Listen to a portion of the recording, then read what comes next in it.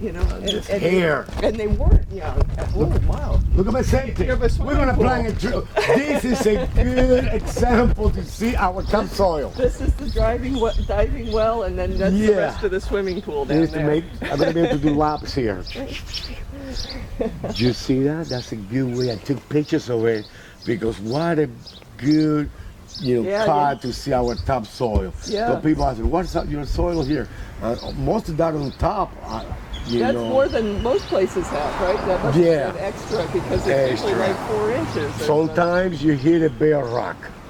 You don't even got that, and they have to like chip into this, right? We need an excavator. Well, here we need a big drill or a backhoe.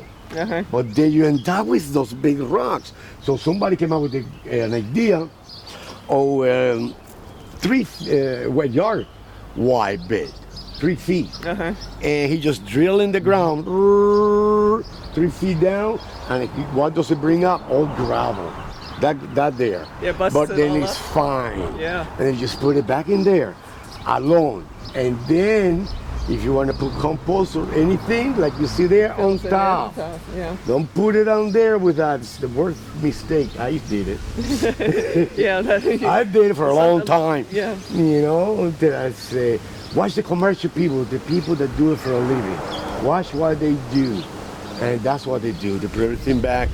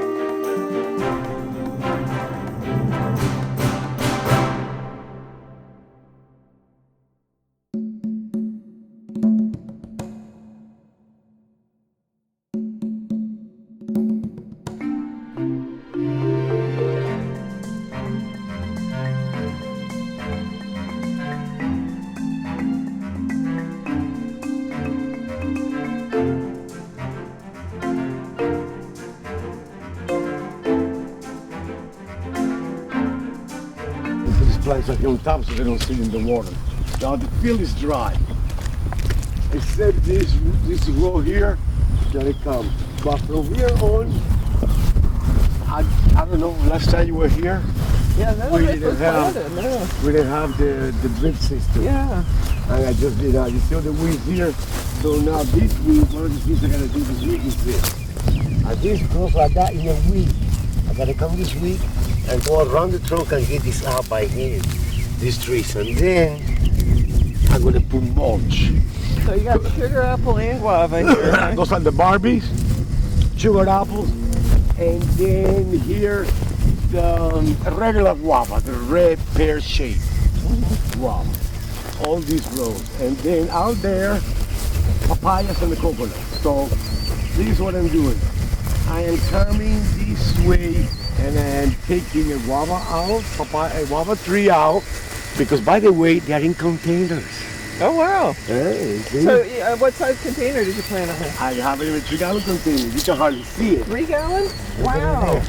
So I can take them anytime I want. You see? And they're going to replace it with something else. Yeah, you were going to put was that avocado? Mainly avocados. But the avocado trees are there now. They will not be ready until next year. But I can harvest guava, starting this summer and next summer. And then I replace it with avocado and take them out and that's it. So you said they need a lot of water. What else do you do to your guavas?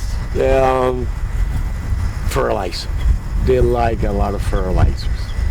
And do you have to spray them too? Because the white fly stuff. They get flies, they get mites, mealybugs. They get all the stuff. The good thing that nowadays they have a lot of more organic pesticides and fungicides available now. A lot more than when I first. So how often do you have to spray them? Those have spraying yet. So it's not too bad.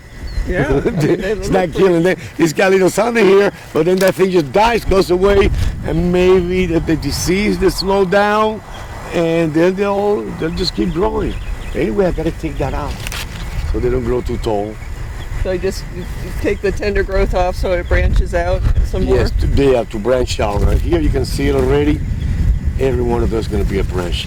The more branches, the more flowers. And then we also doing papayas in here on the other side. I like the papayas and the guavas because we can harvest them almost all year, and you get fruit a lot sooner than the avocados and the mangoes. Yeah, of course. Yeah, you get 6 months sometimes. So you see out there, those are the papayas there. And so I got the first ones are planted there at the house. Mm-hmm. Those are about a year old. Wow. And these about 6 months. So I'm going to keep planting papaya this way. I take out the guava for the papaya. And so then like this is going to be mainly here, all avocado. Maybe next year the guavas will be gone, and then we're going to replace it with the avocados. The avocados are staying. Yeah, that's long term. So what type of papaya do you grow? These are red ladies. Mm-hmm. It's the one I prefer because it's got no males when I buy the seeds. And it's an excellent papaya. I think I got one there that we can even harvest and cut. Some of the first ones. So and it's the flesh is very orange, and it's got the papaya taste. And it's one that's resistant to bugs then? No. Everything here, the bugs get it because this is a swamp. The only thing is we dry the land, but all the bugs and all the diseases stay here. And everything we grow here is not native. So they got no resistance against that's the biggest challenge we actually have. Yeah. And that, you see the damage there? That's mites. See this one? I know that. Let's see. When they get and the mice are down there. So what do you do for that? Or just outgrow it? Sulfur. And some of the citrus oil works for the mites good. Because that's the biggest problem we have right now. The mites. This one got it. So before it spreads, boom, I gotta get it. And they'll be okay. Because I had the problem with those first ones we planted there. So, you said this is about 5 acres? 5 acres. You know, from the coconut to the big trees back there to the street. I forgot 600 by I forgot. I know an acre is 44,000 square feet about. So what kind of coconuts are you growing? Those are the Jamaican coconuts, and they are resistant to the lethal yellow disease that almost wiped them out here. Right. So I bought some died. I got the seeds from mine that made it, and those are the ones I'm planting. They give you a lot of fruit. But also you have to spray them, the flower. If not, the little coconuts fall.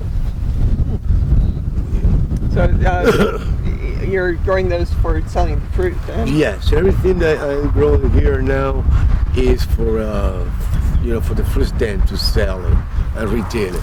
A lot of the personal stuff I keep in my house, and usually things that are new to me, that I'm experimenting with. Right. Yeah. See if they work before you put them out here. Yes. Yeah. And a lot of that stuff most people don't know. It's not even in market. And then how long this is going to take me to educate the public? I am not a big company that can put ads out there. Well, call us. We'll get the word out, On some of the new stuff. Yeah. But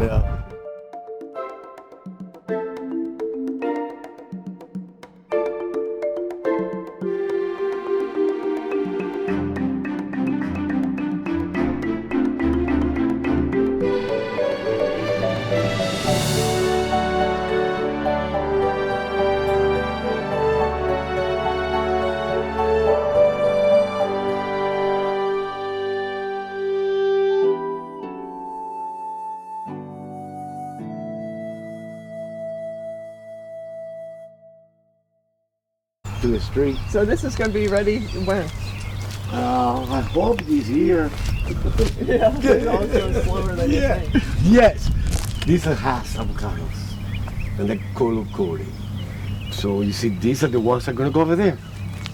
we grafted those last year. So we got Haas, Catalina, Colocore, these are Rosals. So is it Florida Haas or the regular Haas? Mexican Haas, because that's where the budwood came from. They had to go to Mexico and get it where it's maybe from, and from a place warm like this, not California. Yeah. The one in California is a seedling from one from Mexico, because the Spanish took it to California. So are the fruit the same size then? Same size, identical. Ah. Yeah. I know a man that planted a couple hundred trees, and for the hurricane damage his growth. And I got the budwood from him.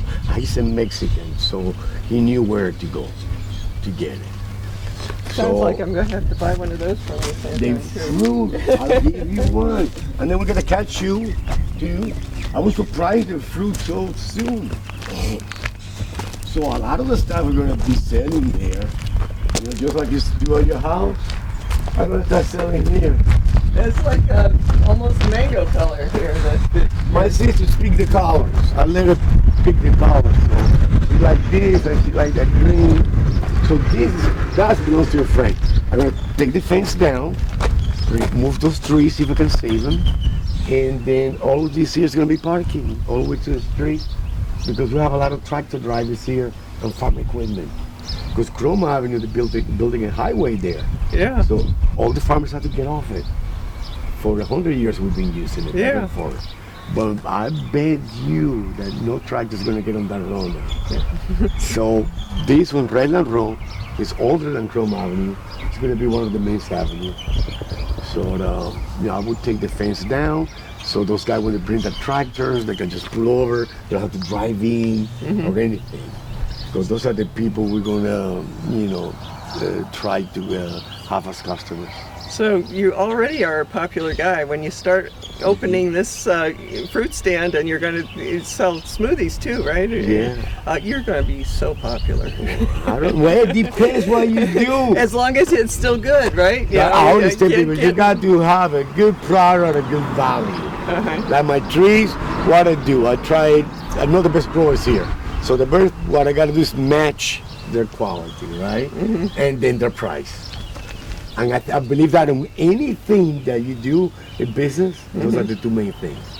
You have to have a good product at a good affordable price. And consistently good. And consistency. My guy, especially food. Because I've been to a restaurant 10 years ago, and I remember what I ate, and when I go back there, I want to order the same, and I want it to taste the same and look the same. Yep, and I know restaurants all over. And people remember that. The consistency, that's the hardest thing in life. Consistency, just to keep it up. Keep it the same. And for that, we're going to be open 7 days a week. Yeah. I don't got a life. This is your life.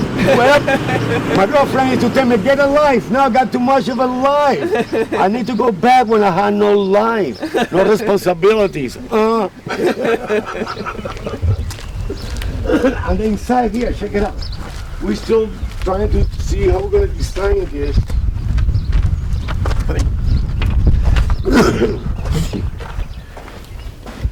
It's going to be all open, no walls, nothing too high, and 2 bathrooms. We got no public bathroom here from Well, not only will you get the fruit lovers, but you'll need the people that have to use the bathroom too. Beer drinkers welcome, the bikers, pit stop. So that the 2 bathrooms, everything is going to be open, and here's where we're going to prepare the stuff. An island here, a freezer, a refrigerator, and a sandwich station, because we can be like a restaurant, but we can make sandwiches with the drinks. No Cuban sandwiches. Oh, I'm not good at it. I am not good at it. But you gotta have a steak sandwich. Right, I know. I know. Sandwich. I know whatever sandwich you have is gonna be great. God, But I'm assuming.